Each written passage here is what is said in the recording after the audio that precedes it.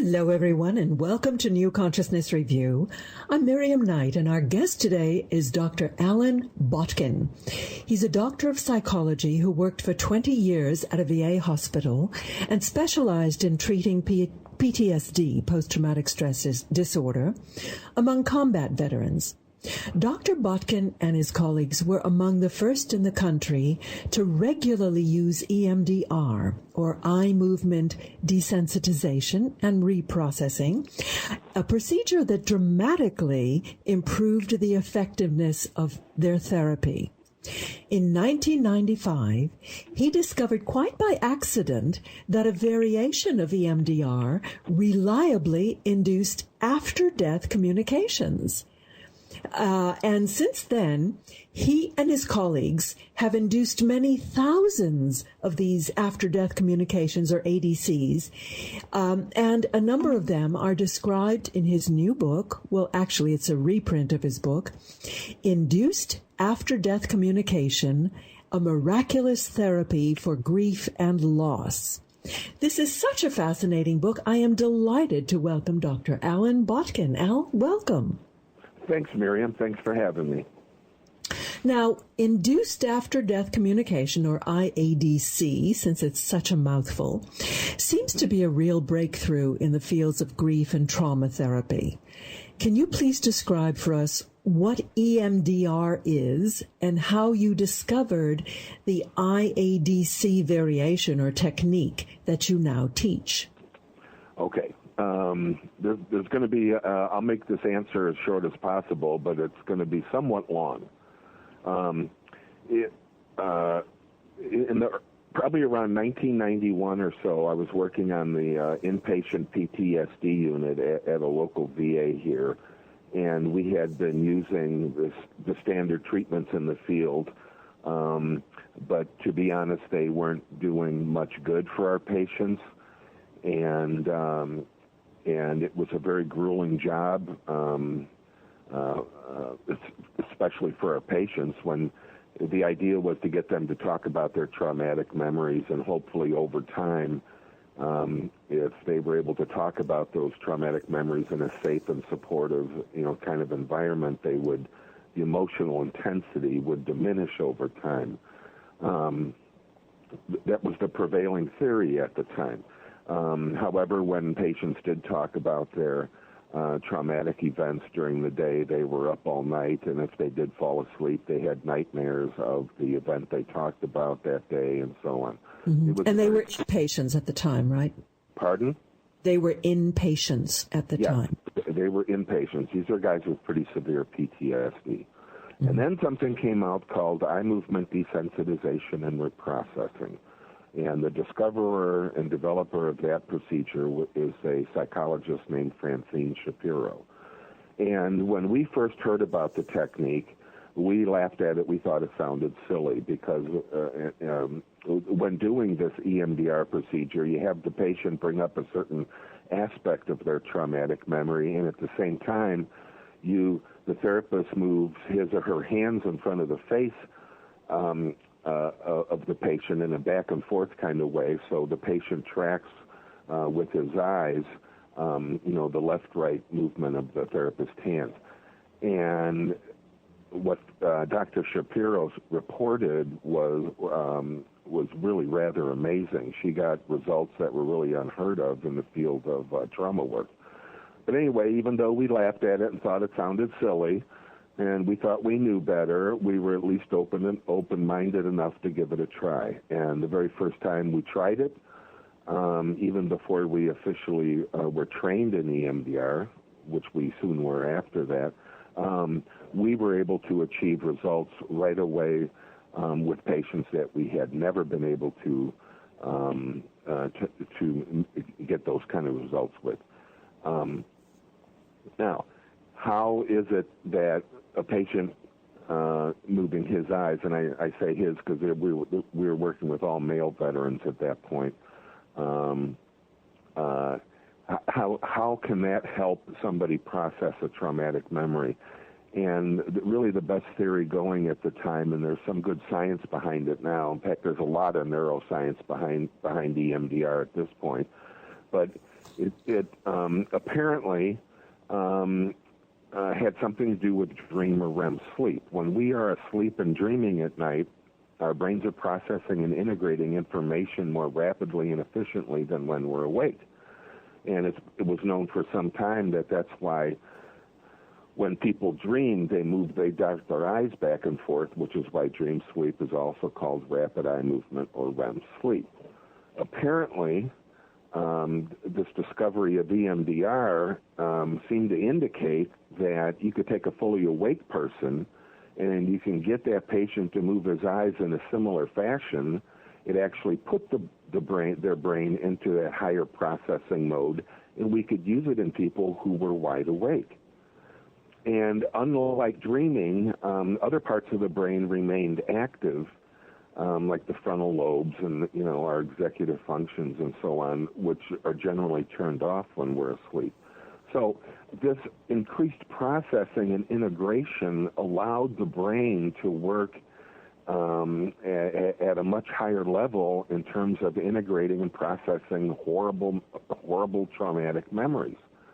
And we found that after sometimes a single session, patients would say things like, Doc, this is the first time since Vietnam, let's say, that, when I think about the event, it doesn't feel like it's happening all over again. It feels like it happened a long time ago and that it's finally over. And that's sort of the hallmark of a traumatic memory is you just don't remember it. You also relive the moment, and even though it may have been many decades in the past. So this EMDR was knocking out that reliving component, and patients were reporting a tremendous amount of relief. So I had been doing this for some time, and I found that some of the steps in the standard EMDR protocol didn't make any sense to me. I thought they were irrelevant or and so on. So I experimented with a good number of variations on the standard EMDR procedure, and while most of my ideas didn't work, I hit upon a few that seemed to make the procedure work even better, more rapidly and more efficiently. And after having made these changes, and my patients were getting even more rapid results, something very strange happened that I didn't understand when it first happened. And one of the changes I made to standard EMDR was that I had my patients close their eyes after every set of eye movement I gave them. But anyway, after I had processed the main components of the traumatic memory and I gave my patients another set of eye movement and they closed their eyes, they began reporting these after-death communications. And the very first time that happened, I thought my patient had hallucinated. I didn't know what an after-death communication was at the time. And I was very concerned for this person who literally left my office joyous after going through a horrendous traumatic memory. I alerted the night shift staff to keep an eye on this guy. I was worried about him. I thought maybe he had psychologically decompensated and hallucinated. And I found out right away the next day when I came back in that not only did he do fine, he slept for 8 hours that night and was still joyous about his experience. So, wow. And then I found out that a few of my other patients were having the same kind of experience with their losses. And then I went back and looked at my notes and finally figured out what it was that I was doing differently with people who had the experience and people who didn't have the experience. So then I changed the procedure once again and added a new element, which then allowed nearly all of my patients to have the ADC experience.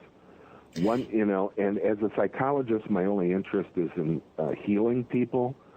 I have sort of stayed away from the debates over the issue of whether near-death experiences and after-death communications, and so on are proof of an afterlife and so on. I've sort of stayed out of that, but I can tell you one thing I knew for sure is that these experiences were healing my patients in ways that were not even thought to be possible. So well, I'm certainly not going to let you off the hook on that conversation, but we can gently work our way into it. Okay. How is this different from rapid eye motion? Rapid eye movement therapy, yeah. Rapid eye movement therapy? There is something called rapid eye movement. Maybe it's just a variation on the theme. Yes, there are a couple folks across the country, two that I'm aware of, who basically took my procedure and kind of renamed it. I see. Now, you make a big point of differentiating this from hypnosis. How is it different?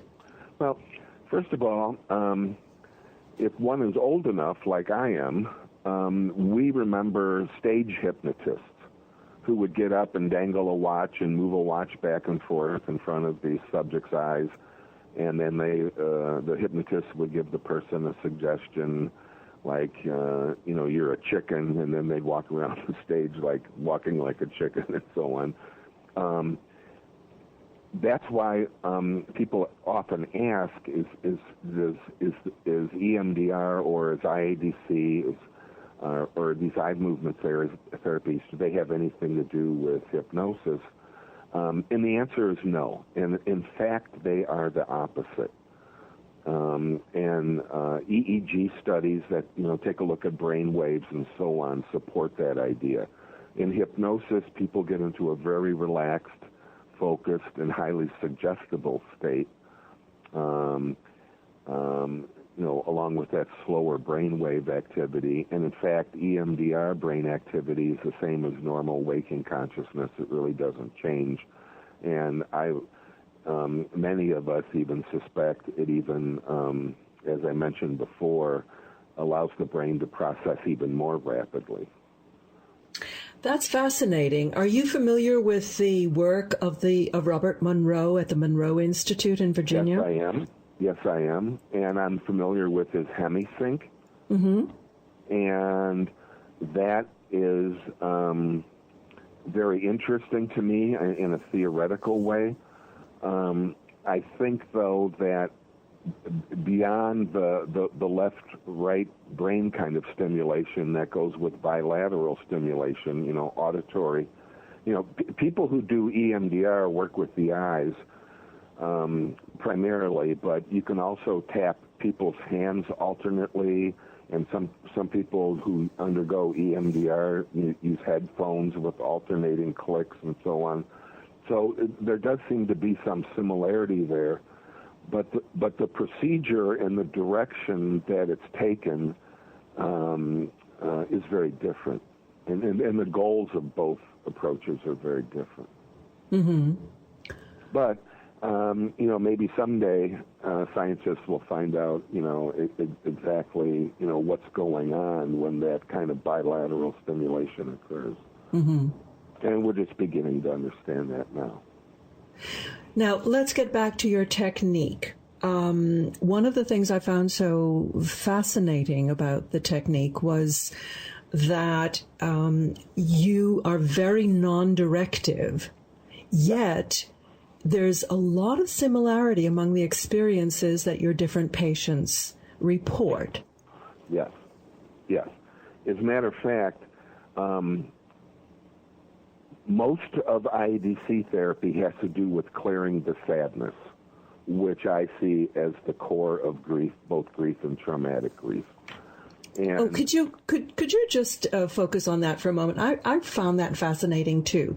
You say that there are two core emotions, and then the others are kind of secondary. Expand on that. Okay. There are really two kinds of traumas, and one is when a person has the fear that somebody is going to get hurt or die, and those are fear traumas. The other are sadness traumas, and the only difference there is somebody actually dies. Now, many traumatic experiences have both components, but each need to be treated separately because they're two separate components. Now, in both the case of fear and sadness, there are many other associated emotions, and the most common are guilt and anger. And people generally use their guilt and anger to protect themselves from that painful core, from reliving the fear of the trauma or the sadness associated with the loss and the trauma and so on. And one of the most important points with IADC is I have found that if we directly address the core emotion and successfully process it, all that other stuff just fades away. For example, yeah, and which lends support to the idea that we use our anger and our guilt as a defense in some way. Mm-hmm. What if he did that? What if I did that? Kind of what if, and people can stay in those outer layers for their entire lives and never really get to the inner pain, which needs to be fully processed. And when I work with people, I see people for 2 90-minute sessions, and they are the worst trauma and grief issues you can imagine, or they're even beyond what one can imagine. And 2 90-minute sessions are enough. And the reason is because we go right after the core issue. Now, some people who have been treating grief for many years and so on say, well, grief is a very individual matter, and everybody needs to find their own way with grief.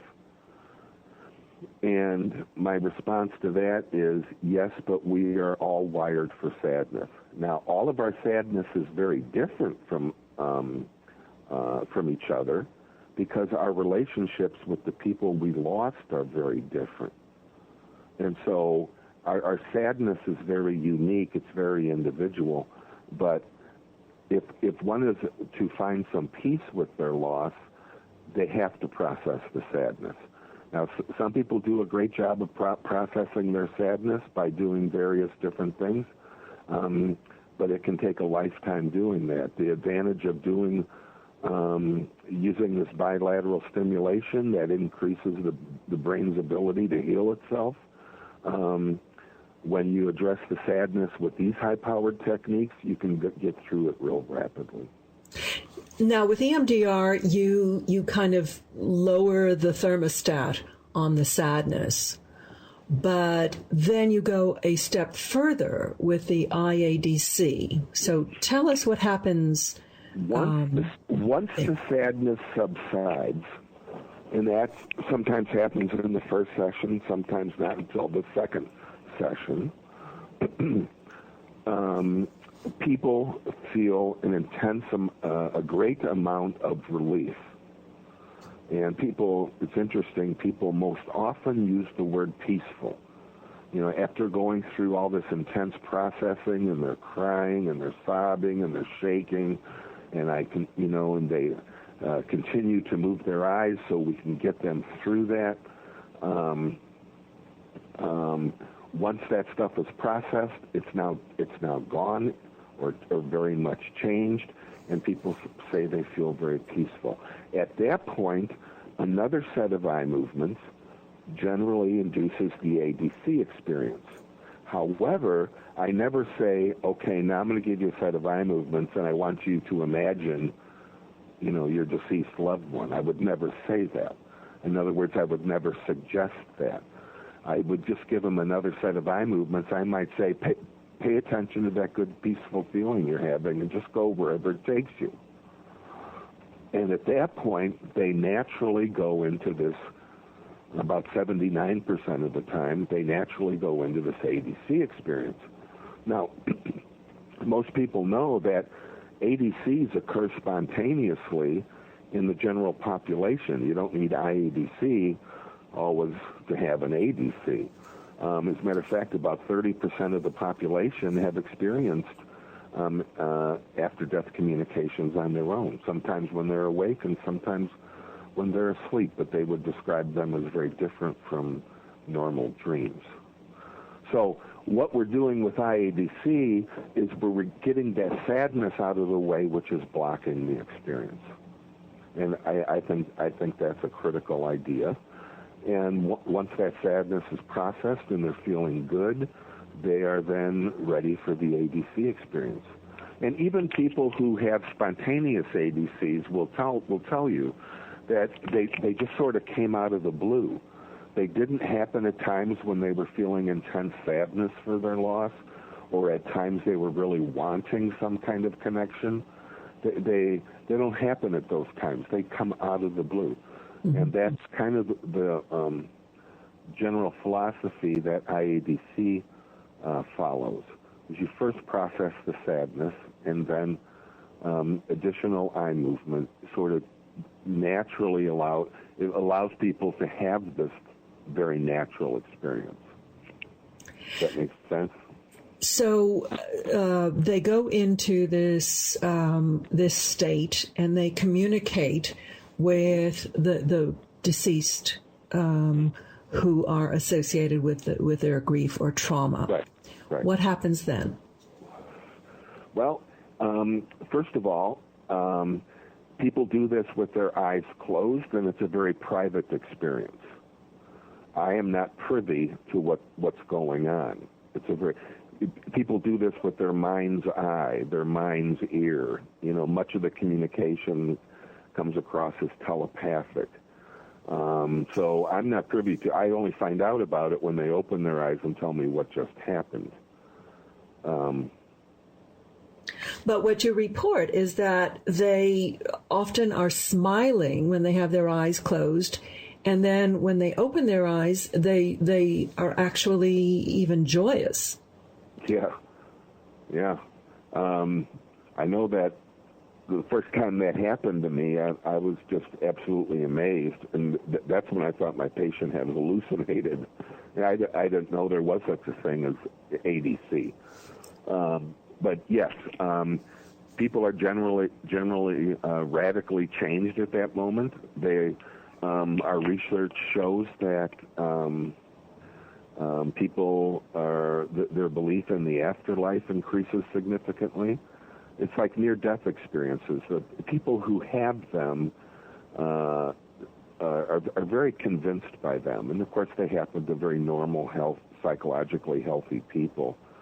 And but what you report in your book, and reading all the different case studies, one of the uniform reports is that they are convinced that the person is now okay. Yeah. That whatever their worries were for that person or their guilt about the person, that person reassures the individual Absolutely. that it's all right. As a matter of fact, that is the main message. You know, if a woman loses a son, I recently worked with a case like that. It was just an awful, painful story to listen to. And her son comes to her in the ADC, and it's like, Mom, look, I'm okay. I'm fine. I want you to be okay now, too. I'm fine. And then, the son kind of started dancing around and to show his mom how happy he really was. But they all say that, I'm okay. I'm okay. And their only concern is the suffering that their survivors are going through. And they want their survivors to know that they're okay and that they can be okay too. Mm-hmm. Now, when the mother hears that from the son, Mom, I want you to be okay, that's the most important person that the mother needed to hear from. And, any psychologist or anybody else saying that, you need to be okay, your son would want you to be okay, isn't the same thing as the son saying, Mom, look, I'm okay. And the more general message they get is that, and by the way, everything is okay. It's all good. It's all good. Mm. But there's also, I don't want anybody who's thinking about suicide to run off and commit suicide because everything is so good over there. because people who suicide have extra issues that they have to deal with. And the primary thing is if you suicide, you're going to hurt some people. You're going to hurt your family, but if you're estranged from your family, you're going to hurt your therapist. You're going to hurt people who knew you at work. You're going to hurt people. And the only judgment that occurs in a near-death experience is how you affected other people. And committing suicide hurts other people. And so it's not like you can't commit suicide and get away from all your issues. It's not a ticket out. Does that make sense? Yeah, you still have to have the life review. Right, you have to deal with the pain you've caused in other people now. Yeah. One of the points you made was that conventional grief therapy focuses on kind of desensitizing you or removing you from the source of the grief, whereas the IADC actually enables you to reconnect to the person, and it's this reconnection that actually heals it. It was really kind of the older ideas in grief go all the way back to Sigmund Freud. And, of course, most of psychology does. But, Freud's idea was that you had to disconnect from your lost loved one. And only after you completely and emotionally disconnect from your lost loved one can you then form new attachments in life and therefore get on with life. And there's been a lot of research, and I mention it in my book. There's a great book called Continuing Bonds, where researchers from all over the world who work with grief generally reported that people who maintain some kind of connection with their deceased loved one and maintain that bond actually do better in the grieving process. So the whole idea of cutting yourself off and trying to forget the person who died and who you happen to love, to trying to put that person out of your life just never works or doesn't work very often. The whole idea is to reconnect and to establish, instead of a painful connection, i.e. the sadness, you establish this, you reestablish this positive, loving connection. A lot of people who come to see me, they say, well, I don't want to give up my pain and my sadness because that's my only connection to my loved one. And my response to that is, well, we are not going to sever your connection. We're simply going to replace your painful connection with a very positive, loving connection. And isn't that what your loved one would want? Yes, I remember you wrote that the bond between the living is love, but when a loved one dies, the bond is pain. That's so true. Right, right. But it doesn't have to be that way. Right. That's the good news. That's the good news. And there are now IADC therapists all over the world. I once at a lecture said there are now IADC therapists on every continent. And somebody said, you have IADC therapists in the Antarctic? I said, I forgot that was a continent. No, not in the Antarctic. But it's growing rapidly all over the world. We're getting research coming out, and a couple studies have recently been published. And our goal is to make IADC a mainstreamed approach. And to do that, we need science. But we're making good progress on that side of things. There's always this kind of creative tension between empiricism and the scientific method. Yeah. But you were showing with your VA patients, 98% were going into these IADCs and having remarkable results. Right. That's astonishing. Yeah, I'm sorry to say, however, the 90% didn't hold up. And it didn't hold up for a couple reasons. Right now, the success rate in terms of inducing an ADC is between 75 and 79%. But that's still so far above traditional results that it's astonishing. And our research shows that even the 25% or so who do not have an ADC or an induced ADC during therapy, those people also do much better because we have processed their sadness. Their profound sadness has changed, and it's now represented differently in their brains. So even people who don't have an ADC feel a tremendous amount of relief after 2 sessions. I can only imagine what it was like when you first approached your colleagues to say that I'm having good results by having my patients talk to the dead. Well, I didn't word it quite that way, although your point's well taken. It was more like my patients are telling me they're talking to the dead. And actually, when I first started approaching other people, I mean, I wasn't considered a nutball or anything. So people respected me as a good clinician. So when I approached other people, they listened, and then they even started trying it on their own. And that was one of the biggest breakthroughs when all the feedback I got was that they were able to successfully induce ADCs just as well as I had been doing. So I have no special powers. There's something about the technique itself that's very powerful. And the people I train, and one of our research studies shows that that the people I train generally do just as well as I do. It's the procedure itself that works.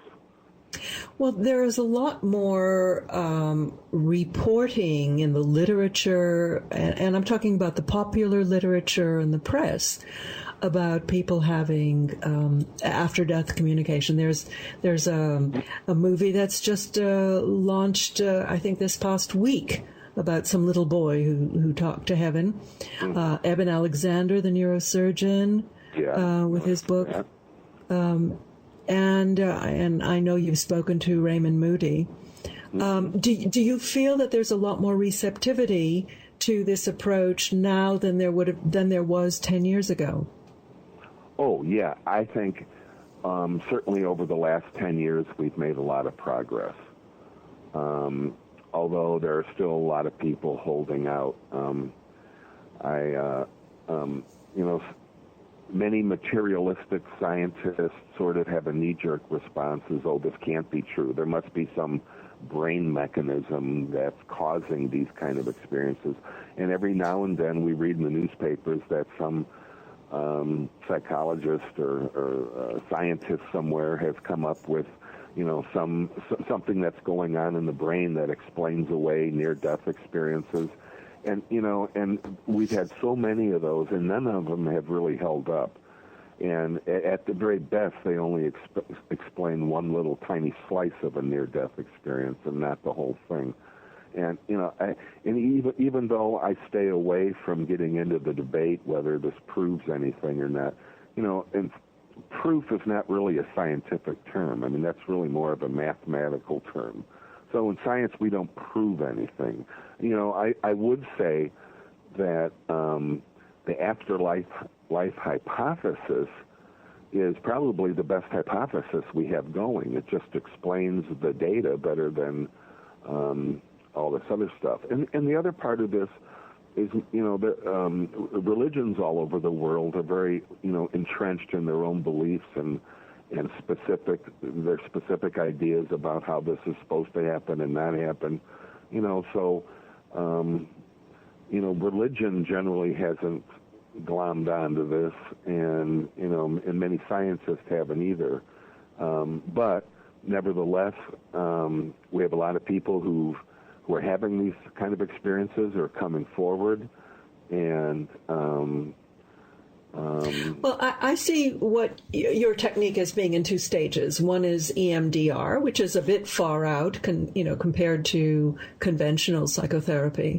But let me just say real quick, EMDR is now considered a mainstream evidence-based therapy all over the world. Mm-hmm. Now, IADC hasn't reached that status, but EMDR itself it's been abundantly researched, and there's much scientific support for EMDR. And what kind of penetration has it made into the therapeutic community? Well, it's made a huge penetration in the therapeutic community, and again, all over the world. It's now considered one of the evidence-based treatments that are.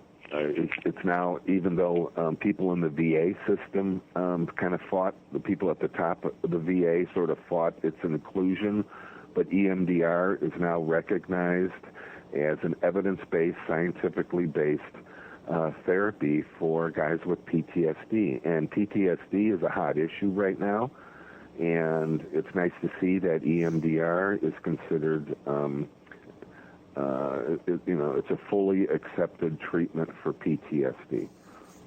If you were to compare the results from straight EMDR with EMDR plus IADC, mm-hmm. what kind of improvement do you get in your clinical outcome?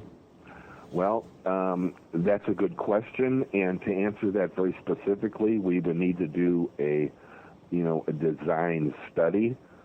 And do all the statistics on it and so on with, appropriate measures and so on. But I can tell you that I've trained probably 300 to 400 people in IADC, and I require that people first get EMDR trained before they come and get IADC trained. And I can tell you without exception that every therapist I have trained in IADC has told me that IADC works much more efficiently than standard EMDR. Mm-hmm. So we have a lot of clinical evidence to support the idea that it makes EMDR even better, and certainly it works more rapidly. But and of course EMDR doesn't include the therapeutic experience of the ADC. Mm-hmm. And our research shows that even over and above processing that core sadness, an ADC, an induced ADC, also results in people feeling even more better. And they report a higher degree of relief and satisfaction. Now, you write that some patients have had both NDEs and IADCs, and they believe that they're tapping into the same source. They're convinced that their experiences are authentic communications with dead people. Yes. What do you think? Well, I think that the people we should listen to are people who have had these experiences. I give a lot of talks and so on, or interviews, and people say, "Well, doctor, what do you think? Do you think these are real experiences or not?" And I always say, "Why are you asking me? I'm only a psychologist." Now, some of your colleagues report... What you need to do is go ask the people who have had these experiences, because only when you have had the experience yourself is your opinion truly informed. Indeed. And you report in your book that some of your colleagues actually shared the IADC with the patient. What do you think was happening there? Well, yeah, that was an extremely unusual finding, but it seemed to be very consistent with some people. But the way this all started was that I had an intern who knew how to do IADC. I had trained him, and he was watching me work with the patient, and I was inducing an ADC, and for some reason my intern closed his eyes and gave himself eye movement and was able to then eavesdrop in on my patient's private ADC experience. So they actually shared the same experience. Now, one of two things is going on. Number one, these experiences are objectively real, and that's why two people can see the exact same thing. Or somehow my patient was telepathically transferring his experience to my intern. But either way, something very remarkable was going on there that needs further research, and hopefully we will do more on that in the near future. Didn't you have an institute set up in Germany named after you? Well, yeah. That wasn't my doing, I promise. No false modesty here. I trained a woman, a psychologist from Germany, Juliana Grodhues, and years ago, and she came to the United States and got trained, and then she went back to Germany and spread the good news about IADC all over Germany, which then resulted in me making regular trips, and my colleagues making regular trips out there to train large groups of people. So IADC has really taken off in Germany, and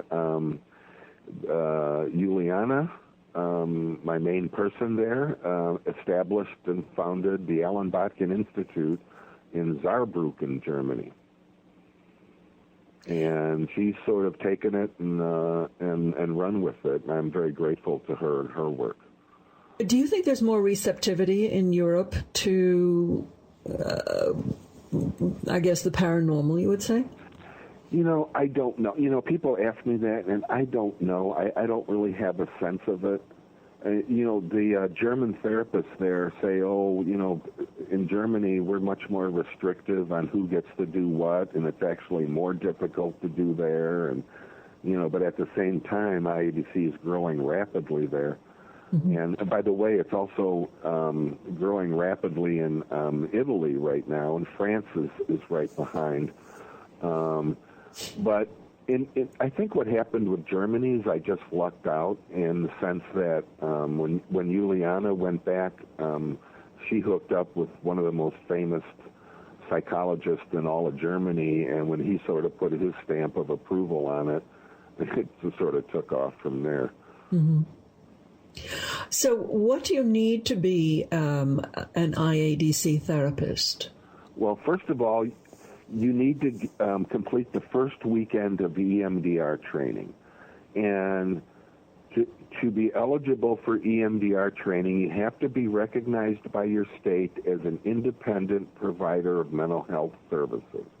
So that's not just a psychiatrist and psychologist. That's also licensed social workers, licensed professional counselors, people who have a master's degree in psychiatric nursing are eligible.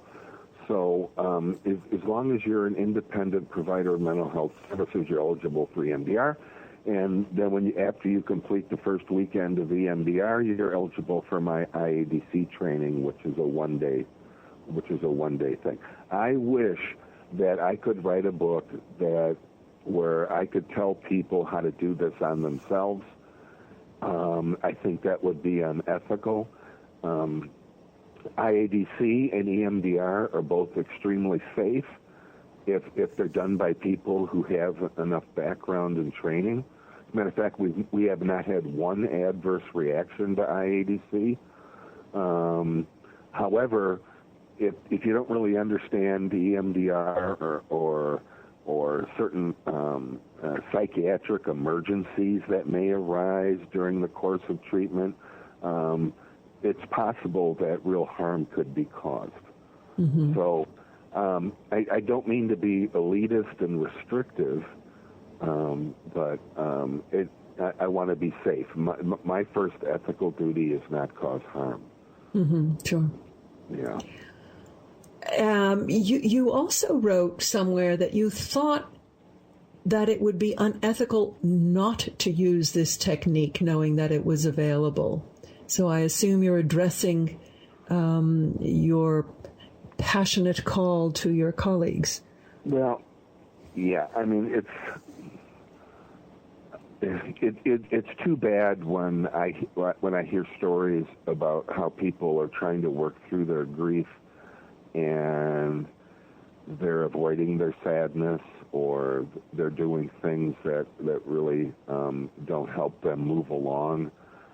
Now, I'm not going to sit here and say that, people who do not use IADC are engaging in malpractice. I would never say that. But most grief therapies, or nearly all grief therapies, help to some degree. And so, I don't want to be too harsh on folks. I just would hope that people would open their eyes and find out that we do now have methods that really, in fact, do help people, and in rapid fashion. Do you have a favorite case study that you could kind of close with as an illustration? Well, the one I usually mention is my very first accidental ADC. Would you like to hear that? Sure.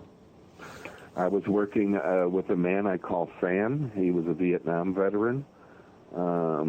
When he was in Vietnam, he became very close to an orphaned 10-year-old girl named Lee, who was kind of helping out at their base camp and so on.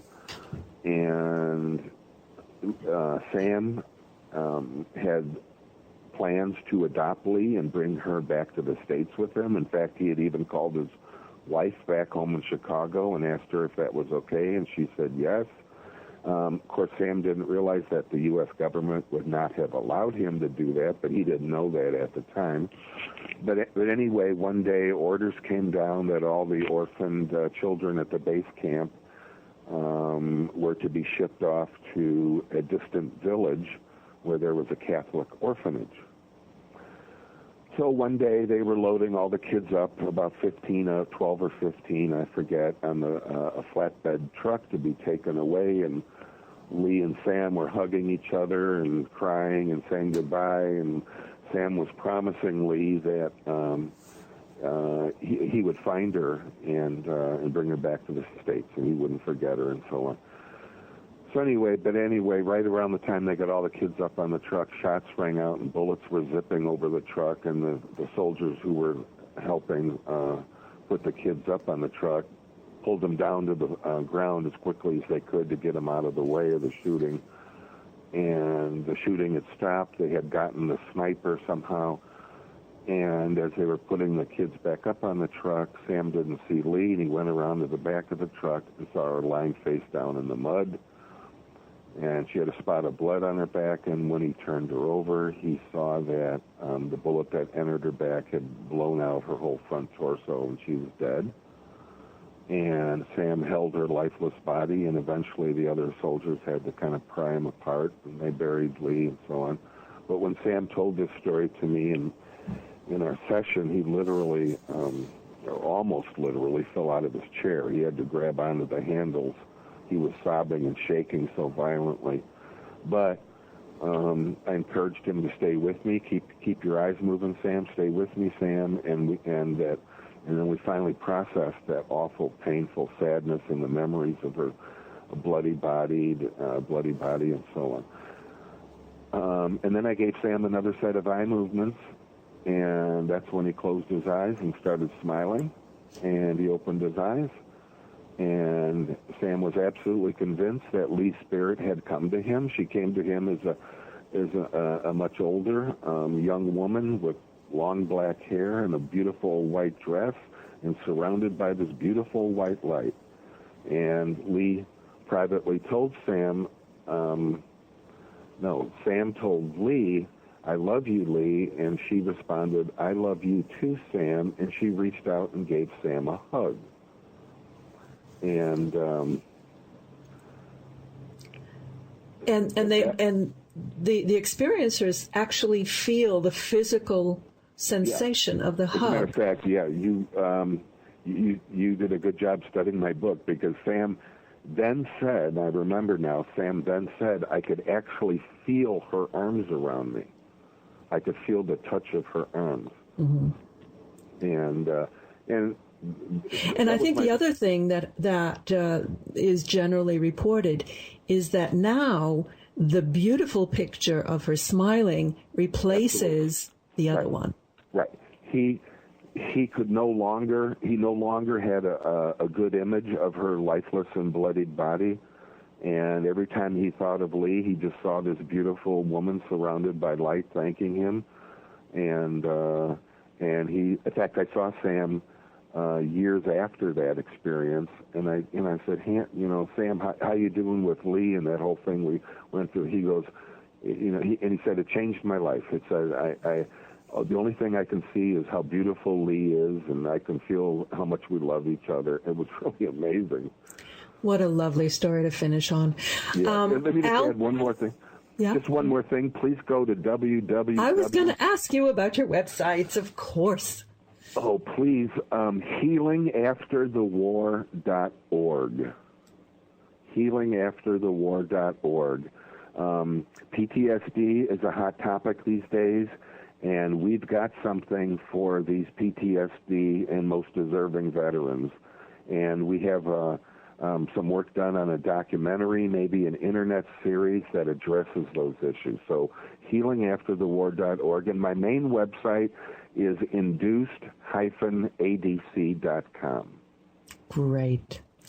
Dr. Allan Botkin, author of Induced After Death Communication. Thank you so much for being with us today. Thank you so much, Miriam. I enjoyed it. Next week, our guest is Dan Unterbrink, talking about his somewhat controversial new book called Judas of Nazareth. If you missed any of our show or just want to browse the archives, go to our website, ncreview.com. That's N for Nancy, C for Charlie, review.com. Well, now we're going to close with our track of the week called Possibility by Donna Michael.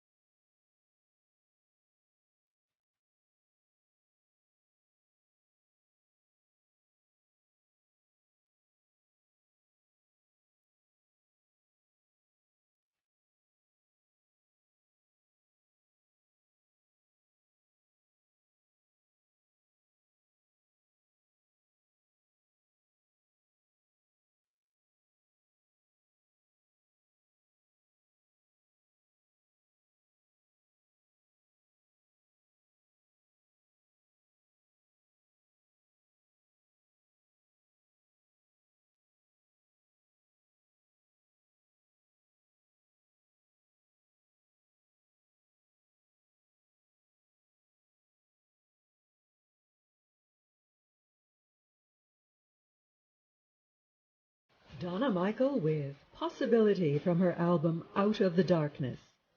Based in Nashville, Tennessee, Donna is a highly regarded motivational speaker, radical forgiveness coach, ordained minister, spiritual counselor, and internationally known recording artist. Her vision is to offer a message and music that unites all of us and divides none of us. Her website is donnamichael.com. Donna is a member of the Positive Music Association, a wonderful group of musicians who use music not only to entertain, but to make a positive difference in people's lives and in the world. Their website is positivemusicassociation.com.